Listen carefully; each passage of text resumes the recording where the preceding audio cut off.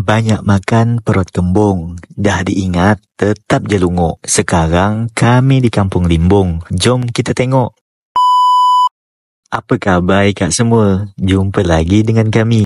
Tak henti-hentinya kami nak ngajak Ikak tengok suasana kampung yang ada di Lingga. Biar Ikak yang dah lama tak balik kampung dan bahkan Ikak yang belum pernah sampai dapat tengok suasana kampung orang. Sekarang ni kami berada di Kampung Limbung. Tahu Kampung Limbung? Ini Kampung Limbung ya, bukan Desa Limbung. Kampung Limbung masuk dalam wilayah Desa Bukit Harapan, Kecamatan Lingga Utara, Kabupaten Lingga, Provinsi Kepulauan Riau. Kalau Desa Limbung juga sama, masuk di Kecamatan Lingga Utara juga. Tapi beza Kampung Limbung dengan Desa Limbung adalah kalau Desa Limbung di dalamnya ada kampung centeng hingga senempe.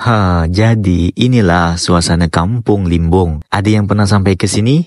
Atau ada orang Limbung yang nonton video kami? Coba Ikak komen dulu. Oh ya, kalau Ikak nak beli gonggong, di Kampung Limbung ni juga ada jual. Kalau tak tahu di mana jualnya, tinggal tanya-tanya je sama warga di sini ya. Selepas ni, kampung mana lagi kira-kira yang nak Ikak tengok? Silalah tulis di kolom komentar ya. Mana tahu nanti permintaan Ikak dapat kami tunaikan. Karena masih banyak juga kampung-kampung di Lingga yang belum sempat kami kunjungi.